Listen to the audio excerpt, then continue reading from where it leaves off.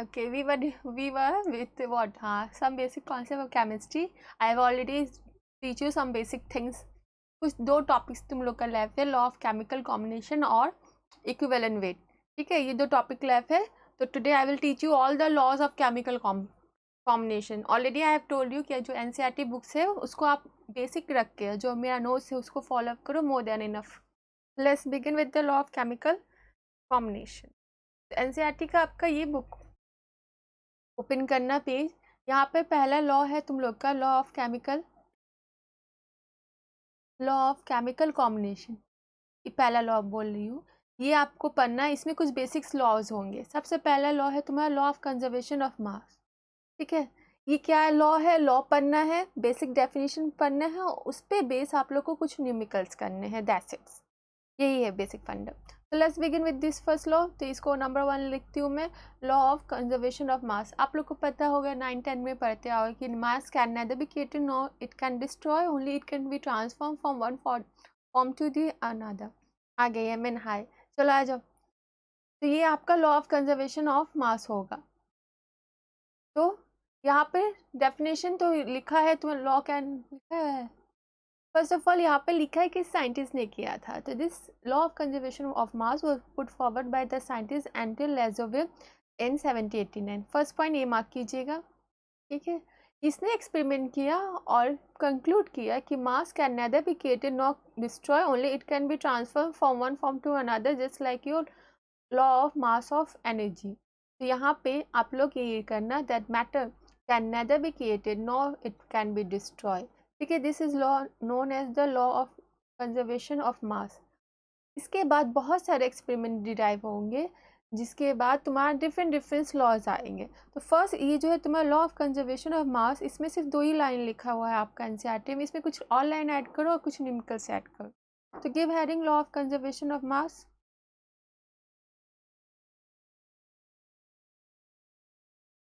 Law of conservation of मास. आज मैं NCERT और ये दोनों लेके साथ में पढ़ा रही हूँ. मार्किंग भी करना साथ साथ. मार्किंग नहीं है तो बाद में कर लेना. Law of conservation of already scientist we have seen. ठीक है, जो लाइव हो. यह आपका इसका एक और नाम दिया गया है, योर लॉ ऑफ ये sense matter can neither be created not destroy. इसका एक और नाम है, लिख लो. This is also known as the law of indestructibility of matter, यानी मैटर कभी टूट नहीं सकता. स्टेबिलिटी ऑफ मैटर किसने दी? ऑलरेडी हम लोग ने देख लिया. यहाँ पे तुम्हारा it was given by the Lavoisier. इसका जो आपका बेसिक है, बेसिक ये है कि तुम्हारा जितने ज़्यादा मास होंगे उतने ज़्यादा आपको मिल जाएंगे, कुछ लॉस नहीं होंगे. यानी simply you can write total mass of reactant equals to total mass of product. क्योंकि हम लोग कुछ क्या कहते हैं, यहाँ पर ए और बी आया ना, यहाँ पर आप रिएक्टेंट लिखते हो लेफ्ट हैंड साइड में और मेरा प्रोडक्ट फॉर्म होते हैं. तो अगर कुछ लॉस नहीं हो रहा है तो तुम्हारा जितना रिएक्टेंट है उतना प्रोडक्ट फॉर्म होगा ना. तो यहाँ पे होगा total mass of reactants equals to total mass of product. ये होगा मेरा law of conservation of mass, total mass of product. ये फर्स्ट पॉइंट हुआ. अब नेक्स्ट क्वेश्चन ये आता है, ये मैंने क्या एज्यूम करके चला, ये एज्यूम मैंने किया कि यहाँ पे जितने सारे रिएक्टेंट थे, this is your reactant portion, this is what, this is your product portion. तो अगर पूरा रिएक्टेंट तुम्हारा रिएक्ट कर गया कंटेनर में और प्रोडक्ट हुआ, तो जितना रिएक्टेंट उतना प्रोडक्ट. व्हाट हैपन कि कुछ रिएक्टेंट तुम्हारा रिएक्ट नहीं किया और प्रोडक्ट नहीं फॉर्म हुआ, तो उसके लॉ ऑफ कंजर्वेशन ऑफ मास क्या होगा? मैं जारी, तुम लोग लिखो अच्छे से. नेक्स्ट करके लिखो आप लोग. इफ अगर मेरा रिएक्टेंट पूरा रिएक्ट नहीं करेगा तो मैं law of conservation of mass का रिलेशन कैसे लिखूं? If reactants are not completely consumed,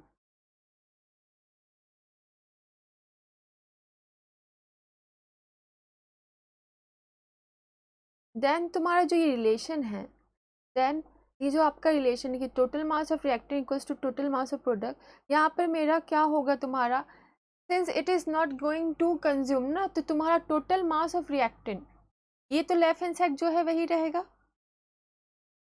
left hand side तो चेंज नहीं होगा. तो यहाँ पे आपका जो टोटल मास ऑफ रिएक्टेंट है,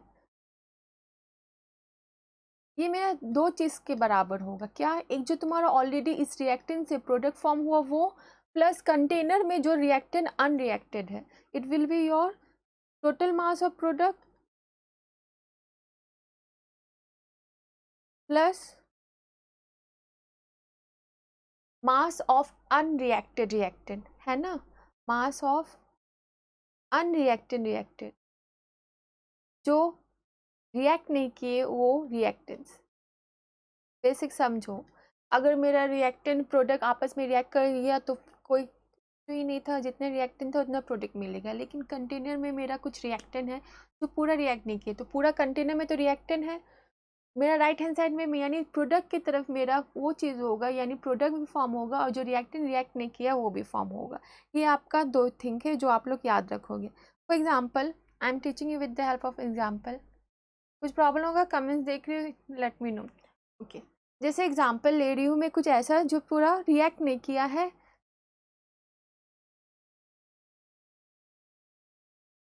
let me take the formation of hydrogen chloride, formation of HCl, hydrochloric acid.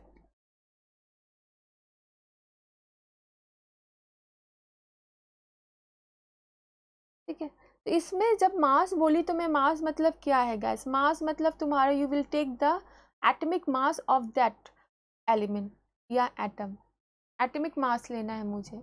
तो एटॉमिक मास HCl का अगर रिएक्शन लिखो, आप लोग को याद होगा HCl का रिएक्शन कैसे होता है। आप लोग का HCl का आप लोग रिएक्शन लिखोगे तो क्या होगा, H2 प्लस Cl2, है ना, गैस लिख देती हूँ, गैस लिखना, गिव्स यू व्हाट, 2HCl। अब मैं क्या कर रही हूँ, लेफ्ट हैंड साइड में तुम्हारा टोटल मास निकालती हूँ। This is my reactant, this is my reactant, this is my product. अब फटाफट रिएक्ट, ये हाइड्रोजन का मास कितना होता है, 1 2 1 2, ठीक है, प्लस क्लोरीन का कितना होता है आपका 35.5। ऐड करो गैस, ये 2 हुआ, प्लस यहाँ कितना होगा 35 2 70 71, है कि नहीं, 71, दोनों को ऐड करो आप लोग, कितना आएगा 73, इधर आ रहा है 73 gram. Now right hand side check करती हूँ, 2 हाइड्रोजन का 1 प्लस ये आपका आया 35.5, that means your 2 into 36.5, that means ये 36 double, it will be your 73, 5 3 6 12 13 years time. तो सी, यहाँ पर यही मैं बोलना चाह रही हूँ, तुम्हारा जितना सारा लेफ्ट हैंड साइड में मास होगा उतना सारा राइट हैंड में होगा। This is your mass of conservation of energy, energy या मास ही ले लो, energy, law of conservation of mass या law of indestruction of matter. I think यहाँ तक क्लियर होगा, ये पढ़ना और एनसीईआरटी में जो मार्क करवाया है वो करना। चलो इस पे लॉ ऑफ कंजर्वेशन पे न्यूमेरिकल्स करते हैं। नंबर 1, अच्छा मैं थोड़ा ऊपर कर देती हूँ, आप लोग कॉपी कर। चलो फटाफट क्वेश्चन लिखो। नंबर 1, इस पे सम्स करते हैं। What weight of barium chloride यानी BCl2 would react with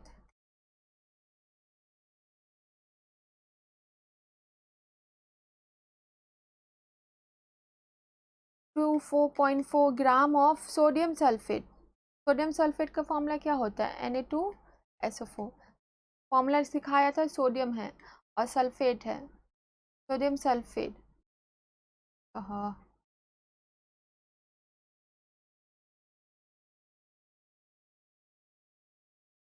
sodium sulphate, तो इसका Na2SO4 कैसे हुआ, सोडियम का तुम्हारा वैलेंसी +1 होता है, सल्फेट का 2- होता है ना, सोडियम सल्फेट। सोडियम के लिए Na, सल्फेट के लिए SO4। अब क्या करते हैं, वैलेंसीज के नीचे लिखते हैं फिर क्रॉस करते हैं, इफ़ यू गाइस रिमेंबर। तो Na2SO4 इस तरह फॉर्मूला फॉर्म होता है। तो सोडियम सल्फेट हुआ, ये क्या कर रहा है, तुम्हारा रिएक्ट कर रहा है कि कुछ प्रोडक्ट फॉर्म होगा, तो प्रोडक्ट है तुम्हारा to produce 46.6 gram of barium sulphate.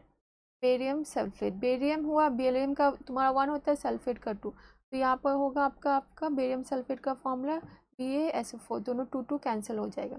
Barium sulphate and 23.4 gram of sodium chloride. Sodium chloride तो पता है दोनों 1 1 होते हैं, ठीक है। मुझे वेट बताना है कि कितना तुम्हारा बेरियम क्लोराइड का इतना से रिएक्ट करेगा। सिंपली ये जो ऊपर सिखाया, एक रिएक्टेंट बताओ, फटाफट रिएक्टेंट बताओ, प्रोडक्ट बताओ, बैलेंस करो इक्वेशन एंड डू इट। तो मेरा लेफ्ट हैंड साइड में रिएक्टेंट क्या है, बेरियम क्लोराइड, और किसके साथ रिएक्ट कर रहा है, सोडियम सल्फेट यानी Na2SO4। प्रोडक्ट क्या दे रहा है मेरा, प्रोडक्ट भी लिख दिया ये लोग ने, बेरियम सल्फेट और NaCl, बेरियम सल्फेट और NaCl। ठीक है, ये मांगा है गाइज, ये क्या होगा, तो इसको मान लो x ग्राम, ये मांगा है, इसका कितना ग्राम बोला है, देखो दे दिया है 24.4 ग्राम। बेरियम सल्फेट का कितना दे दिया है 46.6 ग्राम, और इसका 23.4 ग्राम। ठीक है, तो यहाँ पे ऊपर में मैंने बताया कि जितना रिएक्टेंट होगा उतना प्रोडक्ट होगा ना, तो यहाँ पे आप total number mass of reactant निकालो, टोटल मास ऑफ प्रोडक्ट निकालो, दोनों को इक्वल करो, x का वैल्यू निकालो। चलो करो, मैं भी करती हूँ, आप लोग भी ट्राई करो। यानी total mass of reactant, total mass of reactant निकालते हैं, फिर टोटल मास ऑफ प्रोडक्ट निकालते हैं, दोनों को इक्वेट करके will find the value of x। See how the sums come on simply law of conservation of mass। तो मैं एक साथ कर देती हूँ, your total mass of reactant, reactant left hand side में है, क्या क्या है मेरा, x प्लस 24.4, दोनों को कॉमन रख के ग्राम, डन। इसी तरह total mass of product, product निकालिए, प्रोडक्ट का कितना मास है 46.6 प्लस 23.4, ये 0 हो जाएगा 10, it will be near, hopefully you guys are following me. ठीक है, ये करना,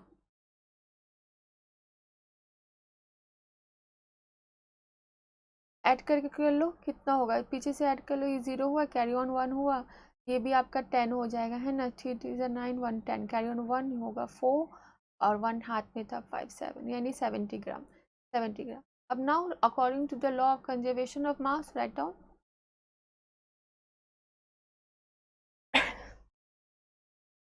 Now according to law of conservation of mass, law of conservation of mass,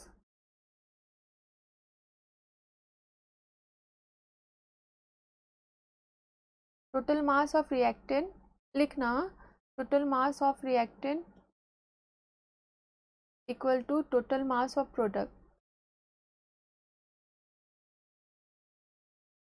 put करती हूँ, रिएक्टेंट क्या था x प्लस 24.4 और प्रोडक्ट कितना आ रहा है मेरा 70, तो x का वैल्यू क्या होगा 70 में से 24 पॉइंट, है ना, hopefully you guys are doing, इतना gram, just subtract it, you will get your answer. कितना होगा 4 6 है, तो ये होगा तुम्हारा 40 what, your answer will be 45.6, that's it, this is my answer। This is a sums based on the law of conservation of energy.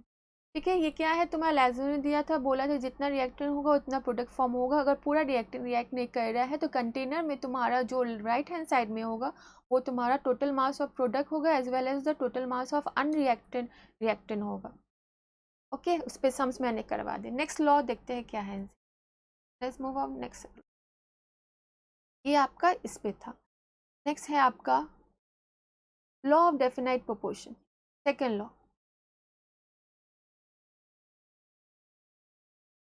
अच्छा, क्या लिखा हुआ है, law of definite proportion. Definite proportion यानी कुछ भी रिएक्ट होता है नेचर में एक पर्टिकुलर प्रोपोर्शन के साथ रिएक्ट करता है, और वो प्रोपोर्शन आपका हमेशा सेम होगा, वो चेंज नहीं होगा गाइस। फॉर एग्जाम्पल यहाँ देखो, मैं वाटर ले रही हूँ, this is the second law you are going to study in the law. For example मैं वाटर ले रही हूँ, वी नो वाटर फॉर्मूला में हाइड्रोजन 2 मॉलिक्यूल 2 होता है, ये तुम्हारा 1 होता है। अगर मैं ammonia gas low, formation of ammonia, तो अमोनिया में नाइट्रोजन 1 होता है, एटम ये होते हैं।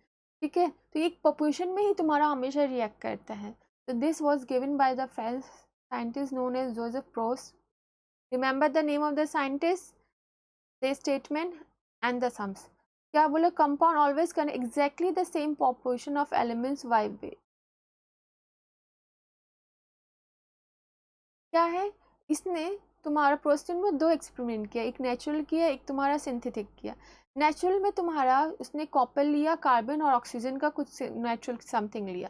सेम थिंग उसने सिंथेटिक किया तो देखा गया तुम्हारा, देखो दोनों का proportion, the copper is this thing, the carbon is this thing, oxygen is this thing. यानी तुम कुछ भी फॉर्म में लो, यानी वाटर तुम डिस्टिल वाटर पियो, बिस्लरी पियो या नॉर्मल वाटर, तो वाटर का फॉर्मूला कभी चेंज होगा, वो तो वाटर ही रहेगा ना, H2O ही रहेगा, यानी 2 एटम ऑफ हाइड्रोजन का आएगा और 1 एटम ऑक्सीजन का था। This is a law of definite proportion, यानी you take any elements in the natural और the synthetic form, they will be in the same proportion. Very simple ना। ये lecture दिया हुआ है, आप लोग पढ़ लोगे। This is known as the law of definite composition. इसमें कुछ एक्स्ट्रा पॉइंट जो कराना है, जो मैं नोट डाउन करके आप लोग को करवा रही हूँ। चलो वापस अपने बोर्ड की तरफ लिखो, लॉ ऑफ डेफिनाइट प्रोपोर्शन का कुछ एक्स्ट्रा पॉइंट्स। मेरा board, I am using black board. Law of definite proportion, चलो इस लॉ पे कुछ बेसिक एक्स्ट्रा लिख लो। लॉ ऑफ डेफिनाइट प्रोपोर्शन, ये तो समझ गई, इसके साथ रिएक्ट करते हैं तो इतना फॉर्म होता है।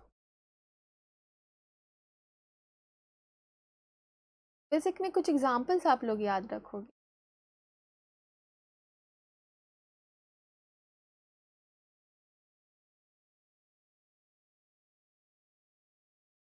दूसरा ये बात याद रखना, इफ़ दे आस्क यू इसका ऑल्टरनेट क्या नेम है, तो तुम्हारा ये लॉ ऑफ कांस्टेंट प्रोपोर्शन भी बोलते हैं। Okay, this is also known as law of constant proportion. Law of constant proportion, law of constant proportion. NCERT का बुक ऑलरेडी बोला है डाउनलोड करने, और मेरा नोट्स फॉलो करो, आराम से देखना, पूरा एक चैप्टर हो जाएगा। ये चैप्टर ऑलमोस्ट फिनिश है तुम्हारा, सम बेसिक, इसमें सिर्फ 2 पॉइंट टॉपिक लेफ्ट था, वो भी I will try to finish. Definition already आप लोग को बता दिया है। अब मैंने एग्जाम्पल में बोला था अमोनिया, ठीक है, ये तुम्हारा 1 मॉलिक्यूल ऑफ अमोनिया है। 1 मॉलिक्यूल में कितना आपको नजर आ रहा है, it contains how many atom, it contains 1 atom of nitrogen and 3 atoms of hydrogen, 3 atoms of hydrogen.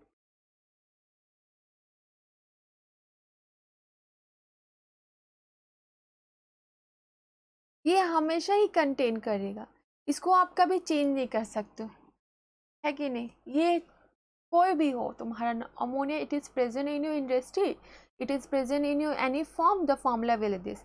इसको गाइस आप लोग देखो, यहाँ पे लॉ ऑफ कांस्टेंट प्रोपोर्शन है, डेफिनेट प्रोपोर्शन जो भी हो उसके मास से करना, यानी एक एटम तुम्हारा नाइट्रोजन का मास कितना होता है, नाइट्रोजन कितना होता है, तो बोल सकते हो तुम्हारा एक molecule of nitrogen contain 1 atom of nitrogen और 17 ग्राम ऑफ नाइट्रोजन, है ना।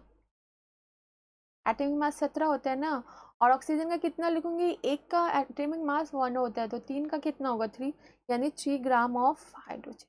This is your law of constant proportion और law of definite proportion. Same thing if you take water, एक मॉलिक्यूल ऑफ वाटर में we can see what, 2 atoms of hydrogen, ये कभी change नहीं होगा, 2 atom of hydrogen, या क्या बोल सकती हूँ मैं, 2 ग्राम ऑफ हाइड्रोजन और 2 ग्राम ऑफ हाइड्रोजन। ये बेसिक पढ़ा रही हो गाइस, ये सीख गए ना, कभी भी तुम लोग को केमिस्ट्री में प्रॉब्लम नहीं। या 1 एटम ऑफ ऑक्सीजन और what is the molecular atomic mass of this, 16 ना, 16 ग्राम ऑफ ऑक्सीजन। ये है बेसिक तुम्हारा। अब ये वाटर आपका कुछ भी हो, वाटर क्या हो सकता है, वाटर का क्या क्या फॉर्म आता है आपका, वाटर का फॉर्म हो सकता है मेरा बिस्लरी वाटर, लिख देती हूँ बिस्लरी वाटर, फिल्टर वाटर, और क्या क्या वाटर होता है, ओशन वाटर, है ना एमन। अभी तो फिल्टर वाटर पीना सा कोरोना का ही चल रहा है। तो वाटर बता, वाटर, वाटर का फॉर्मूला कभी चेंज होगा, ये H2 होगा, ये O होगा। इसमें कितना एटम आ रहा है तुम्हारा, तुम्हारा 2, इसमें एक, इसका मॉलिक्यूलर मास कितना आया आपका, 2 ग्राम आया, है ना, और इसका कितना आया 16, रेशियो कितना आएगा तुम्हारा 1:2। This is the basic, you take any water, there will be definite proportion, definite constant proportion present in this thing. This was given by very famous scientist Proust. This is a second law, hopefully समझ गए होंगे। चलो next law करते हैं हम लोग, देखते हैं एनसीईआरटी में क्या है। लॉ ऑफ मल्टीपल प्रोपोर्शन, चलो third law, law of multiple population. ये बहुत चहेते साइंटिस्ट डाल्टन ने दिया था इन द ईयर 1803 में। ठीक है, ये बोला था तुम्हारा कि अगर तुम कोई भी दो एटम को कंबाइन करो वो तीसरा तुम्हारा मॉलिक्यूल या कंपाउंड बनाएगा। जैसे for example formation of water, how this water form with the help of hydrogen and oxygen to form this thing, है ना। तो this is known as law of multiple proportion, यानी जो एडिशन होगा तुम्हारा जरूरी नहीं दो एटम से हो, ये तुम्हारा ज़्यादा भी हो सकता है। First of all you know the scientist जिसने ये दिया था, डाल्टन ने दिया था in the year 1803। Second law क्या यही है, if two elements can combine to form more than one compound, the masses of one element that combine with the fix masses of other elements are in the small whole ratio. For example the formation of this thing. यहाँ पर hydrogen oxygen है, hydrogen तुम्हारा अगर आप लोग equation wise लिखो तो hydrogen H2 लिख के ऑक्सीजन तुम्हारा हाफ O2 लिखा जाता है गाइस, तब जाके आपका फॉर्म होता है H2O। ठीक है, यहाँ पे लिख लीजिए। तो हाइड्रोजन का तुम्हारा क्या है, एक का एटम वाइज 1 होता है, दो का क्या होगा 2 ग्राम। ऑक्सीजन देखो हाफ O2 लिखा है, एक ही ऑक्सीजन का एटम है ना। लेकिन तुम्हारा O हमेशा इस तरह नहीं लिखते, this is not the way of writing any atom, because in this form this oxygen is very reactive, इसलिए इसको हाफ O2 लिखते। इसलिए देखना आप हाइड्रोजन क्लोराइड के फॉर्मेशन में H2 तो लिख लिए, लेकिन क्लोरीन में देखना गाइस हाफ Cl2 गैस लिखा जाता है। क्यों, कि जो HCl में है तुम्हारा एक ही हाइड्रोजन है, एक ही क्लोरीन यहाँ पे नजर आ रहा है ना, दो यहाँ पे लिख रहे हो, ये वे है लिखने का, कभी भी ऑक्सीजन को सिर्फ वो मत लिख। तो हो गया बहुत सारा लेक्चर। तो यहाँ हाइड्रोजन 2 हुआ, ये हुआ तुम्हारा 16, ये निकालो 2 और 16 कितना होगा 18। 18 देखो लॉ ऑफ तुम्हारा कंजर्वेशन ऑफ मास भी अप्लाई हो रहा है, 18 18। Same thing the formation of hydrogen peroxide. तो देखो हाइड्रोजन पेरोक्साइड के फॉर्मूला में H2O2 है, तो यहाँ पर आपको हाफ O2 लिखने की ज़रूरत नहीं, ये होगा आपका O2 और ये सिंपली होगा H2, यानी ये होगा H2 plus O2 gives you H2O2। 2 ग्राम हुआ, ये एक का तुम्हारा 16 यानी 32 ग्राम, यहाँ पे ऐड करो 34 ग्राम। ठीक है, this is the law of multiple proportion. I hopefully you guys have clear. अगर रेशो निकालने बोलेगा तो रेशो निकाल लीजिए आप इधर का टाइप का। ठीक है, यहाँ पे रेशो कितना होगा मेरा, यहाँ पे रेशो आपका 16 ग्राम, यहाँ पे कितना आ रहा है आपका रेशो आपका 32 ग्राम, यहाँ पे कितना है लेकिन 2 ग्राम है। तो यहाँ पर अगर आप दोनों को कंबाइन करोगे कि तुम्हारा हाइड्रोजन पेरोक्साइड और वाटर फॉर्म होने में क्या रेशियो कॉमन है, तो हाइड्रोजन देखो तुम्हारा वाटर के फॉर्मेशन में भी 2 एटम्स लगता है यानी 2 ग्राम, पेरोक्साइड के फॉर्मेशन में कितना लगा 2 ग्राम, लेकिन ऑक्सीजन डिफरेंस है, ऑक्सीजन कितना डिफरेंस है तुम्हारा, एक में सिर्फ 16 है, दूसरा में डबल टाइम्स है। तो यही बोला है कि तुम्हारा जो होता है कोई भी कंपाउंड दूसरा कंपाउंड फॉर्म करेगा तो एक सिंपल रेशियो से ही फॉर्म करेगा, है कि नहीं। यहाँ पे रेशो कितना है आपका 1:8, लेकिन यहाँ पे रेशो कितना आ रहा है 1:16। तो यहाँ पे ये लेक्चर लिखा पढ़ लेना प्लीज़। यहाँ तक कुछ एक्स्ट्रा पॉइंट लिखा रही तो इसके लिए वापस से हम लोग ब्लैक बोर्ड पर जाए। हेलो ब्लैक बोर्ड,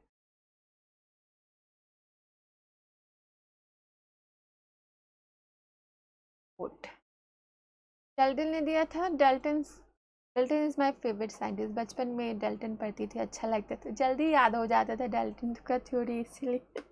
चलो डेल कुछ एक्स्ट्रा पॉइंट्स लिखो, आ जाए। Write down law of multiple proportion, third law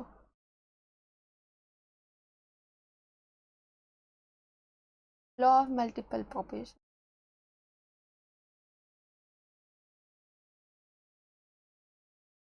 Dalton ने दिया है, स्टेटमेंट क्या ऑलरेडी हम लोग ने एनसीईआरटी में पढ़ ली। क्या पढ़ना है गाइस, आप लोग को मैं कुछ एग्जांपल्स दे रही हूँ, एक तो वहाँ वाटर का दे दिया है मुझे, अच्छा बात है।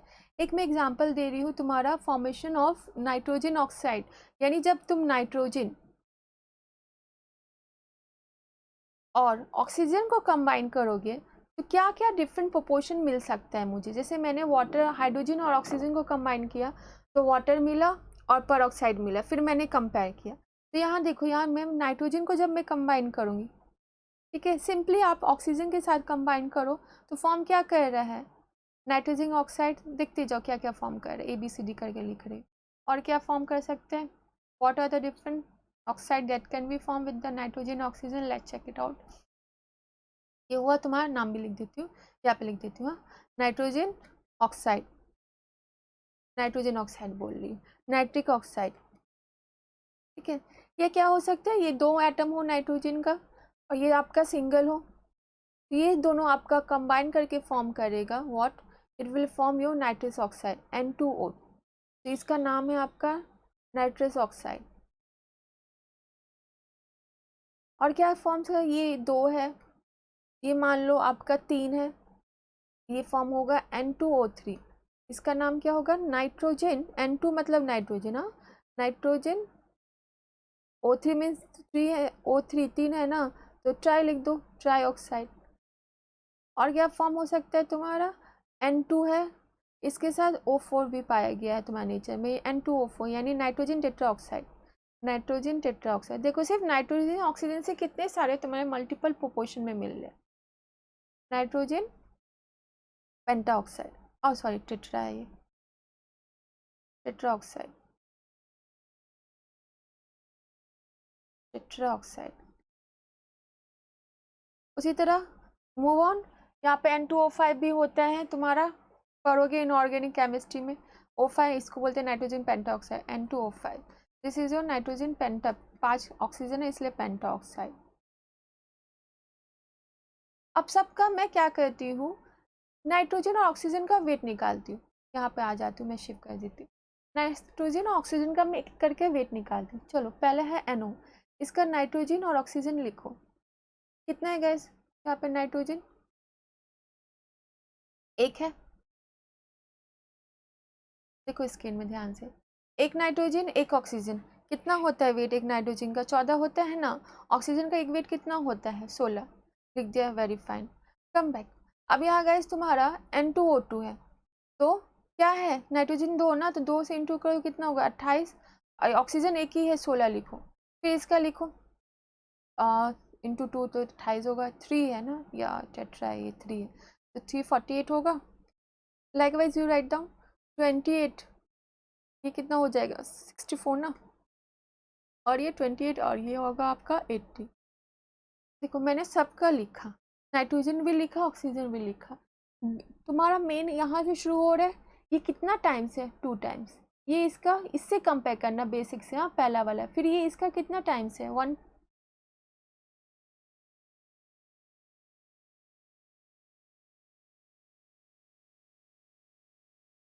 ठीक है, ये आपका कितना वेट्स कर रहा है, 2 times, this one is also 2 times, 2 times, 2 times, same year तुम्हारा 1 टाइम्स, ये 3 टाइम्स, ये 4 टाइम्स, ये 5 times, this is the simple ratio, ये वाला आपका सिंपल रेशियो है, ये इसका मल्टीपल प्रोपोर्शन, ये डेल्टन ने बोला था। आप समझ आए ये क्या बोलना चाह रहा है, ये बोलना चाह रहा है कि तुम्हारा कितना तुम्हारा ऑक्सीजन एटम कंबाइन करेगा नाइट्रोजन है। अब कितना है तुम्हारा ऑक्सीजन एटम का बेसिक, तुम्हारा 16, और यहाँ कितना बेसिक है, 14, okay, this is the simple, which is the call, if I can write this in the simple ratio, I can conclude with this, conclusion में ये लिख लो, number of parts, number of conclusion लिखो, इससे मुझे क्या समझ आ रहा है, यानी मल्टीपल प्रोपोर्शन, इतना सारा मल्टीपल प्रोपोर्शन, लेकिन आपस में सब में तुम्हारा सिंपल रेशियो है। दिस राइट डाउन कंक्लूजन में, number of parts by weight of oxygen which combine with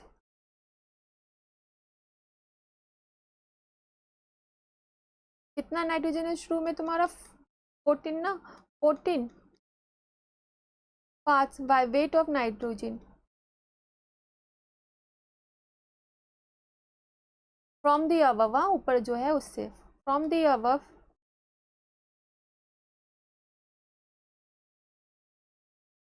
are,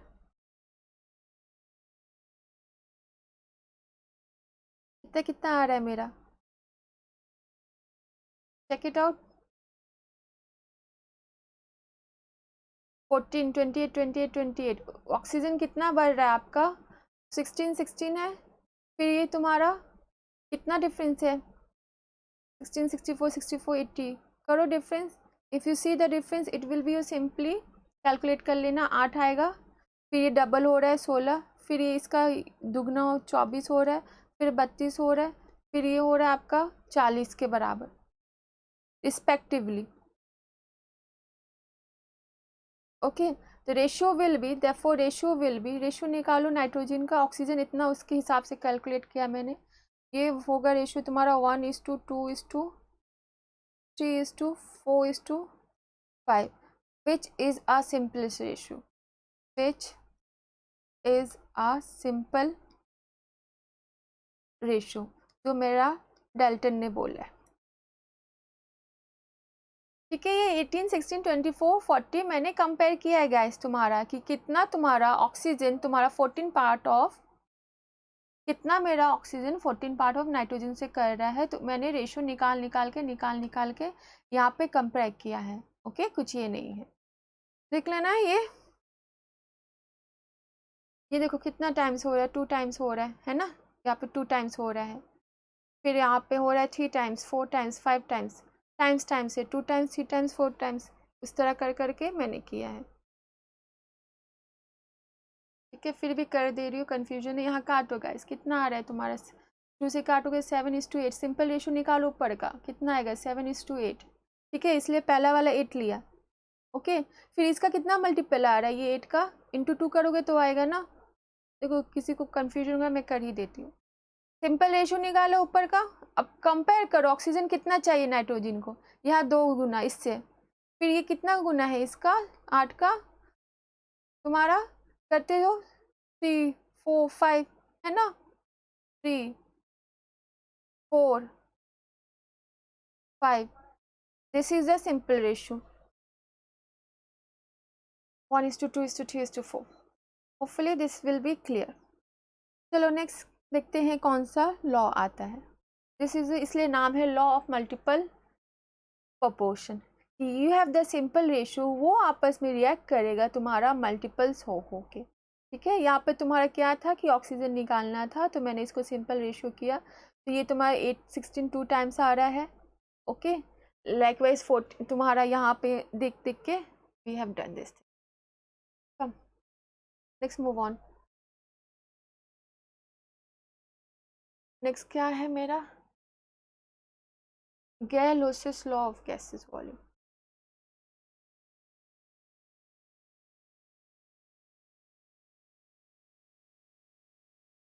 ये जो आईसीएससी बोर्ड के होंगे वो उन्हें 10 में पढ़ा होगा, है ना एमएन।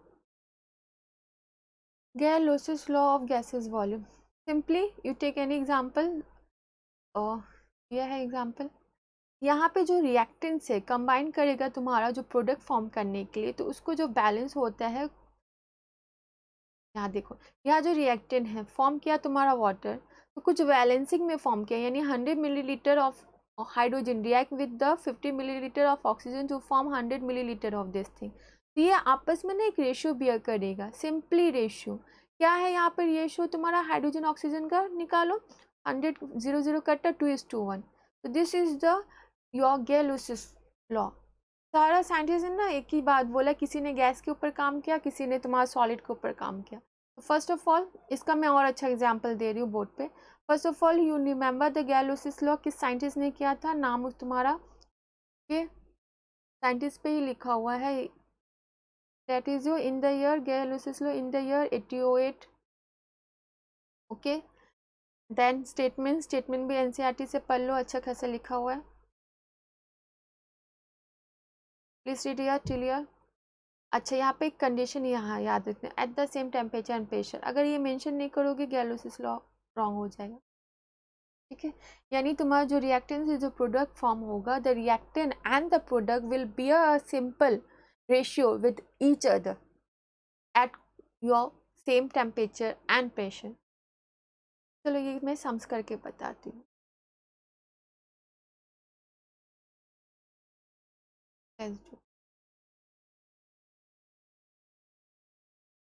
ये 4 लॉ, ये 4th लॉ है, 3 लॉ हो गया हम लोग का, चौथा लॉ, एक लॉ और बचा हुआ, उसके बाद लॉ वी हैव डन, हो गया गैलोसिस लॉ। गैलोसिस लॉ, चलो करो। फिर हम लोग एनसीईआरटी के लास्ट में देखेंगे क्या टर्म्स एंड ऑल, फिर हो जाएगा। लास्ट लॉ तुम लोग का एवोगाड्रोस लॉ है। गैलोसिस लॉ, एवोगाड्रो लॉ जो आईसीएसई बोर्ड के वो पढ़े होंगे। गैलोसिस लॉ देखो, ये इसको बोला जाता है लॉ ऑफ गैसेस वॉल्यूम, क्योंकि ये गैस के ऊपर काम करेगा। लॉ ऑफ गैसेस वॉल्यूम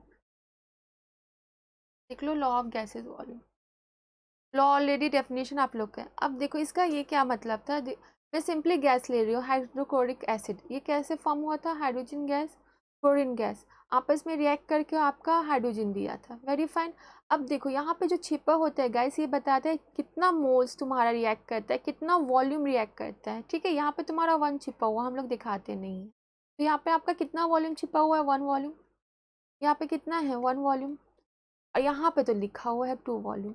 तो this is my this thing कि तुम्हारा this thing will be react with the 1 volume of hydrogen react with the 1 volume of chlorine to form 2 volumes of, this is the ratio thing, ठीक है। This is the ratio, समझ आए क्या है आपका, this is the ratio thing. कोई भी volume mind it should be at the same temperature and pressure, at लिख देती हूँ, at same temperature and pressure,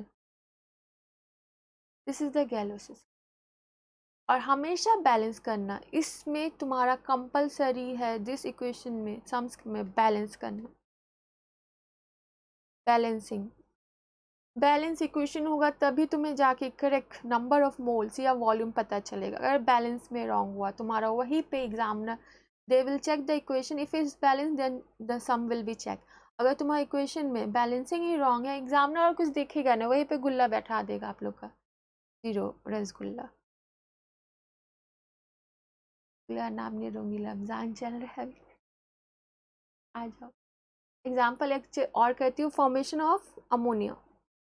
ammonia कैसे फॉर्म होते हैं तुम्हारा, NH3। तो ये फॉर्म होता है आपका 1 volume of nitrogen gas combined with 3 volume of hydrogen gas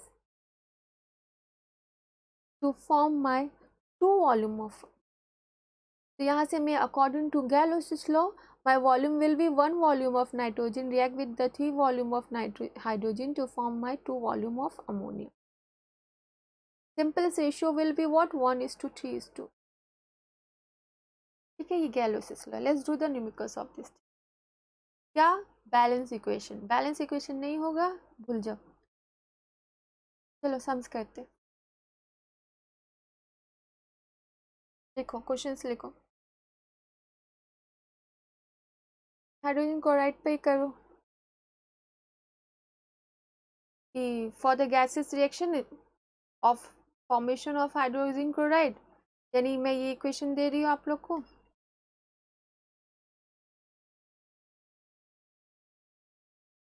ठीक है।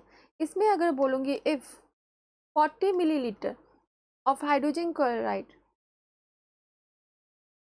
Of hydrogen completely reacts with chlorine,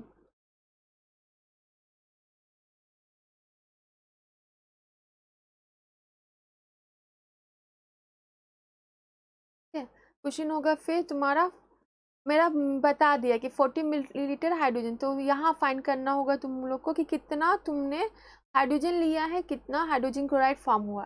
then find out the volume of require, find out the require volume of hydrogen require and hydrogen chloride form, volume of hydrogen require, hydrogen, hydrogen तो दे दिया, chlorine require लिखो, chlorine require and HCl produce ना, HCl gas produce. चलो करते हैं ये सब। तो first of all you will write the balance equation, balance equation लिखो, इक्वेशन दे ही दिया है मैंने तो लिखो। हाइड्रोजन क्लोराइड, गैस लिखना प्लीज, गैस में गैस लिखिएगा, this is the proper way of writing the chemical equation. Next step होगा you will write according to Gay Lussac's law, according to Gay Lussac's law में इसका सिंपल रेशियो निकालना, Gay Lussac's law simple ratio, already balance है, balance नहीं होता तो आप balance करते हो, तो रेशियो कितना नजर आ रहा है, यहाँ 1, यहाँ भी 1, यहाँ कितना आपको नजर आ रहा है 2, ठीक है, अब इसके नीचे आपको ये दे दिया है कितना मिलीलीटर है, 40 मिलीलीटर। मुझे ये पता लगाना है और ये पता लगाना है, ये 2 है। हाँ, तो यूनिटरी मैटर आप अप्लाई करके कर सकते हो एकदम सिंपली। यहाँ पर क्या है, एक तुम्हारा रिएक्ट कर रहा है, एक वॉल्यूम, वॉल्यूम लिख लो, कोई इशू नहीं।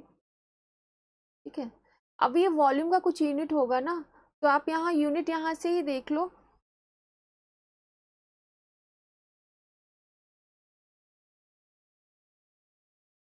वॉल्यूम का यूनिट यहाँ क्या लिखा हुआ है, मिलीलीटर लिखा हुआ है ना, तो यहाँ से ही देख लो तुम लोग यूनिट की, वॉल्यूम के बदले मिलीलीटर लिख दो, कोई इशू नहीं, मिलीलीटर लिख दो, मिलीलीटर।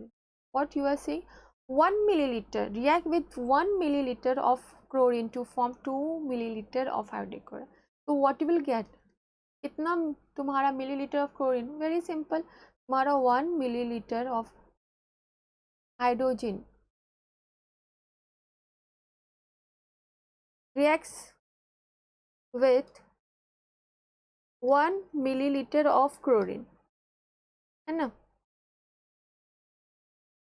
तो तुम्हारा 40 मिलीलीटर कितना रिएक्ट करेगा, सिंपली एक का एक, 40 का 40, 40 मिलीलीटर ऑफ क्लोरीन, बस आंसर, वेरी सिंपल। फिर तुम क्या है तुम्हारा 1 मिलीलीटर, लेकिन तुम्हारा hydrogen gas produces how many millilitre of hydrochloric acid, 2 millilitre, तो 40 कितना होगा, यूनिटरी मैटर करो, कोई ये टफ सम्स नहीं, बैलेंस इक्वेशन करो, यूनिटरी मैटर करो। चलो नेक्स्ट करती हूँ, नेक्स्ट लिखो, you can take hydrogen as well as chlorine, क्योंकि मेरा दोनों आंसर पता चल गया, तो मैं हाइड्रोजन ही लेती हूँ, एक कॉमन रखना, तो ये लिखो तुम्हारा 1 millilitre of hydrogen gas produces your 2 milliliter of HCl. Therefore 40 millilitre कितना होगा, 40 मिलीलीटर होगा आपका, मोल लिख दिया मैंने भूल, millilitre of hydrogen gas will produce what, 2 into 40 ना, that is 80 millilitre of HCl, बस आंसर, वेरी सिंपल, होपफुली समझ आ गया होगा। एनसीईआरटी का हम लोग देखेंगे सम्स बाद में। This is your 4th law, last law is Avogadro's law. चलो law, return to our NCERT book, last is your Avogadro's law. Avogadro बहुत महान हस्ती थे, बचपन से हम लोग को परेशान करते आ रहे हैं ना, वही Avogadro's number 6.023 into 10⁻²। Okay, next क्या हुआ, जो गैल लुसिस ने इतना अच्छा काम किया, तो एक साइंटिस्ट आके बोला कि ठीक है इतना रेशियो में रिएक्ट करता है, तो मुझे बताओ, उसका मेजर करके बताओ कि जो एटम्स फॉर्म होता है, आयंस फॉर्म होता है, कोई भी पार्टिकल्स फॉर्म होता है, कितना फॉर्म होता है, कितना एटम्स होगा, कितना मॉलिक्यूल्स होगा। तो तुम्हारा ये फर्दर प्रॉपर्टी तुम्हारा एवोगाड्रोस नाम के साइंटिस्ट ने, देखो यहाँ पर आपका लिखा हुआ है, the Gay Lussac's law was explained popularly by the work of Avogadro in the year 1811। तो इसका हम लोग पहले लॉ पढ़ते हैं। सेम थिंग यहाँ पे तुम्हारा जो गैल-लुसिस का क्या था condition, under the same condition of temperature and pressure, तो यहाँ भी गाइस तुम्हारा एवोगाड्रो लॉ सेम कंडीशन लेगा। चलिए पढ़ते हैं। Here scientists that equal volumes of all gases at the same temperature and pressure could contain the equal numbers of molecules। बचपन से पढ़ रहे हो ना ये वाला, ये तो मुंह पे दम रट्टा होगा। एवोगाड्रोस ने डिस्टिंक्ट किया कि तुम्हारा जो फॉर्म होता है प्रोडक्ट, वो तुम्हारा मॉलिक्यूल्स होता है, कंपाउंड होता है, लेकिन reactants it can be your atom. तो he made a distinction between the atoms and molecule. ठीक है, जो अभी due to the discovery of electron microscope we now know that the molecules are forms of atoms and atoms are forms of very sub particles which are your electron, protons and neutron. Very fine. चलिए इस पर कुछ extra notes आप लोग note down कर लो, तो वापस हम लोग ब्लैक बोर्ड की तरफ चलते, आ जाओ। This is the last law. हाँ, 5 law, first was your what, 5 law पर आया है मैंने, लास्ट में रिवीजन करवाती हूँ। चलो लास्ट नंबर 5 एवोगाड्रोस लॉ, ये 5 लॉ पढ़ना है, सम्स करना है, आता है, ये एक सेक्शन है एवोगाड्रो लॉ। लॉ लिख लिया, यह लिख लिया, कुछ एक्स्ट्रा पॉइंट्स लिख लो कि तुम्हारा गैल-लुसिस लॉ से वो क्या बोलना चाह रहा था कंपेयर करके। चलो फिर से एक एग्जाम्पल में समझा। गैल-लुसिस का अभी मैंने क्या एग्जांपल लिया, हाइड्रोजन क्लोराइड, चलो वापस हाइड्रोजन ही क्लोराइड लेती हूँ। क्या है, महाशय ने बोला कि सब सेम रखो, equal number of your molecules, equal volume of all gases contain equal number of molecules eight the same temperature and pressure, है ना यही लेक्चर। तो हाइड्रोजन गैस लिखा, देखती हूँ सही बोल रहे हैं कि नहीं। नहीं सही बोल रहे, मैं मजाक कर रही हूँ। Equals to 2 HCl, okay gas. What will the Gay Lussac's law, वो महाराज क्या बोला, यहाँ 1 होगा क्योंकि यहाँ भी 1 है, यहाँ पे लिखा और यहाँ पे 2। अच्छा ये बात याद रखनी, ये जो आप लिखते हो सिंपल रेशियो, इसको बोला जाता है stoichiometry. Okay, when they ask you what is stoichiometry, it is the simple ratio which you can express any chemical balance equation. Balance equation mind है, बैलेंस नहीं होगा वहीं पे गंडगोल हो जाएगा। बैलेंस इक्वेशन, चलो ये हो गया। अब गैलोसिस लॉ के हिसाब से ये 1 वॉल्यूम लो, क्योंकि वो वॉल्यूम का है, और ये 1 वॉल्यूम लो, तब जाके मुझे 2 वॉल्यूम मिलेगा HCl का। अब देखो ये वॉल्यूम है, वॉल्यूम तुम्हारा एक क्या होगा, एक गैस सिलेंडर के अंदर होगा, एक कंटेनर के अंदर ही तुम्हारा हाइड्रोजन गैस है, एक कंटेनर के अंदर ही HCl, एक कंटेनर के अंदर ही HCl फॉर्म हो रहा है। तो गाइस यहाँ पे तुम्हारा ऑलरेडी मैंने बताया था, वॉल्यूम्स हो या कुछ भी हो, इसका वेट मेजर करते हैं, वेट मेजर करते हैं यानी मोल्स मेजर करते हैं, मोल्स मेजर करते हैं। तो यहाँ पर मैं मान रही हूँ तुम्हारा जो मॉलिक्यूल्स फॉर्म हुआ वो n है, तो यहाँ पे n मॉलिक्यूल्स फॉर्म होगा, यहाँ पर भी कितना मॉलिक्यूल्स फॉर्म होगा, n मॉलिक्यूल्स फॉर्म होगा। मॉलिक्यूल्स लिख देती हूँ फिर मोल समझ। और यहाँ पे कितना होगा, लेकिन 2 लिखा हुआ है, 2 मॉलिक्यूल्स होगा, है कि नहीं। अब देखो तुम्हारा गैलोसिस लॉ बोल दिया, रेशो निकाल दिया, लेकिन एवोगैड्रो ने एक और ऐड किया कि eight the same temperature and pressure equal volume of all gases contain equal number of molecule. तो तुम्हारा जो गैसेस है सेम नंबर ऑफ मॉलिक्यूल लाना है, यानी मुझे सबका नंबर सेम करना है। तो गाइज यहाँ पे जो 2 है इसको मैं 1 करने के 2n लिखा, सॉरी n खा गया। यहाँ पे अगर मुझे n करना है तो क्या करना होगा, डिवाइडेड बाय 2n को मैं 2 से डिवाइड करूँगी, है ना। तो यहाँ मैथ्स का रूल जो आप एक करते हो वापस दूसरे साइड में करना होता है, तो यहाँ पर भी मुझे 2 से डिवाइड करना होगा। तो देखो यहाँ पे half plus half, n/2 plus what you are getting n/2। आज किसी का कमेंट्स नहीं, सबको रोज़ा लग गया। हाँ तो हाफ लिखा, n मॉलिक्यूल्स लिख देती हूँ ब्रैकेट में, चलेगा। हाफ यहाँ लिखा, n मॉलिक्यूल्स, और यहाँ कितना 2 कटा, कितना बचा आप लोग का, सिर्फ n, यानी 1 लिख सकती हूँ, n molecules. Half plus half कितना देगा आपको, 1 ना। तो यही है तुम्हारी सेम टेम्परेचर प्रेशर में तुम्हारा कोई भी गैसेस है, they will contain the equal number of molecules, या एटम लिख सकते हो, है कि नहीं। तुम x x x x x, इसको मैं y y y भी लिख सकती हूँ ने। तो यहाँ पर देखो गाइस तुम्हारा जो है यहाँ पे 1 एटम है, 1 एटम 1 एटम, लेकिन यहाँ पर 1 एटम नहीं तुम्हारा, यहाँ पे 1 मॉलिक्यूल लिखोगे, क्योंकि एटम एटम मिल के आपको मॉलिक्यूल देगा।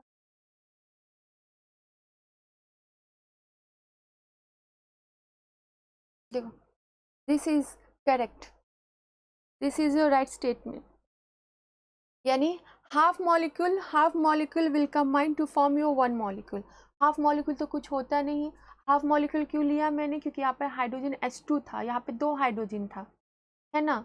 एक हाइड्रोजन का तो हाफ से इंटू करोगे कितना हाइड्रोजन आएगा, 1 एटम आएगा। यहाँ पर क्लोरीन कितना था, हाफ था, 2 था, इंटू करोगे तो 1 एटम आएगा। लेकिन जो HCl आ रहा है, HCl एटम ने, HCl क्या है, HCl मॉलिक्यूल है। तो यही एवोगैड्रोस में बोले कि अगर आप लोग टेम्परेचर प्रेशर को सेम रखोगे तो all the gases will contain equal number of molecules. Hopefully you have understand the Avogadro's. इतना बचा, चलो कुछ सम्स करते हैं, then we will finish off this thing. Let's check the NCERT sums.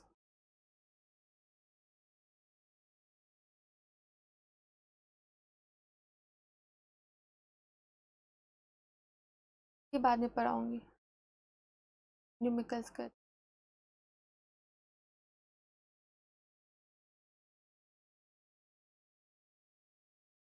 This thing I have done in the previous, hopefully आप लोग ये सब रीड कर लिए होगे, ये सब मैंने पढ़ा दिया प्रीवियस क्लास में। Balancing chemical equation all this thing, चलो मैं खुद से देती हूँ। चलो 2-3 सम्स करते हैं हम, आ जाओ व्हाइट बोर्ड। एनसीईआरटी रीड कीजिएगा, ये लॉ रीड कीजिएगा, इससे रिलेटेड सम्स में दे रही हूँ, वो प्रैक्टिस करो और एनसीईआरटी से और करना। चलो कुछ सम्स करते हैं, चलिए लिखिए। गैलोसिस का तो हो गया, एवोगाड्रोस लॉ समझ गए। एक सम्स करते हो on the basis of your one law which is your law of multiple proportion का भी करते हैं। चलो केमिकल्स लिखो। कार्बन combines with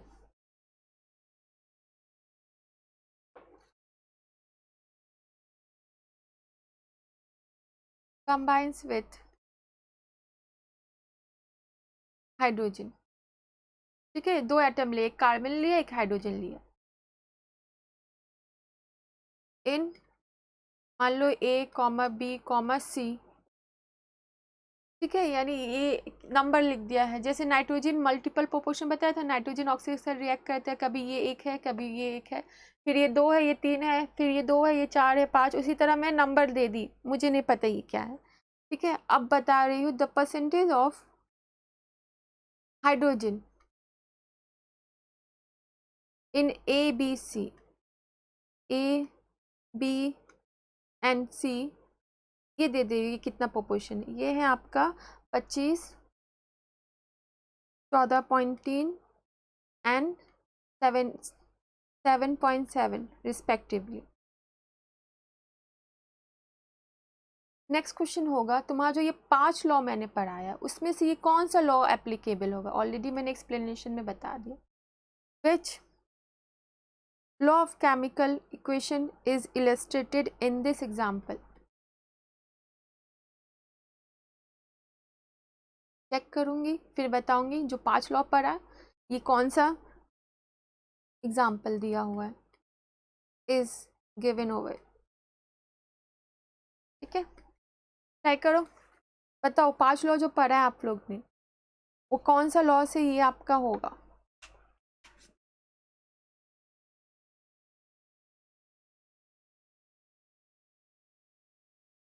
पांच लॉ यानी क्या, मैंने आज टॉपिक में आपका जो भी लॉ ऑफ केमिकल कॉम्बिनेशन था, पहले था law of conservation of mass, right, जिसको लॉ ऑफ इंडिस्ट्रक्शन ऑफ मैटर भी बोला था। नेक्स्ट पर आया तुम लोग को लॉ ऑफ मल्टीपल प्रोपोर्शन होगा, फिर लॉ ऑफ डाल्टन्स का है multiple proportion, Gay Lussac's law, Avogadro's law, और एक कौन सा लॉ था, 5 लॉ पर आया मैंने।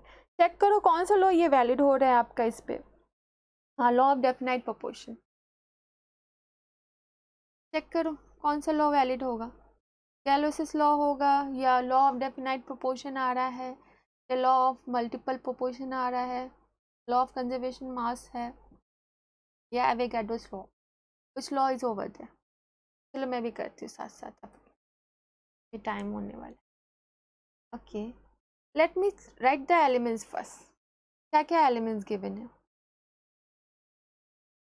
मेरा, गिवन है एलिमेंट्स ए बी सी के फॉर्म में है प्रोपोर्शन में, तो ए बी सी 3 है। क्या क्या है मेरा, कार्बन और हाइड्रोजन, हाइड्रोजन और कार्बन, हाइड्रोजन और कार्बन, हाइड्रोजन और कार्बन लिखा। रेशियो लिखो गाइस, ये 25 है, 25 है, फिर 14 ही है। कार्बन, कार्बन कितना होगा, 100 होता है ना टोटल, तो अगर ये 25% है तो 25, 100 में से 25 गया, ये कार्बन कितना बचेगा परसेंटेज वाइज, 75। फाइन, उसी तरह बाकी कंप्लीट करो।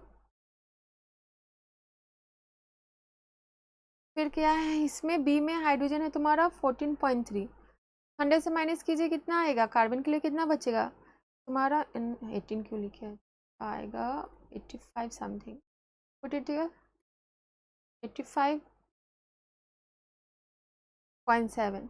हाइड्रोजन कीजिए, हाइड्रोजन 7.7 है, इससे माइनस कीजिए कितना होगा, 92.3 हो गया। अब सिंपल रेशियो करो, सिंपल रेशियो कैसे होगा, जस्ट डिवाइडर, जो लोएस्ट, ये दोनों में से कौन लोएस्ट है आपका, 25, तो 25/25, 25/25, do like this over here, simple ratio बनाओ, 14/14.3 इज टू 85.7, ये सब करना सीखो। ऑलरेडी तुम लोग को मैंने प्रीवियस क्लास में simple ratio in the empirical formula I have teach you, ये हुआ फाइन, कि जो छोटा था उससे मैंने डिवाइड कर दी, ये तो 1 हो जाएगा, वेरी फाइन।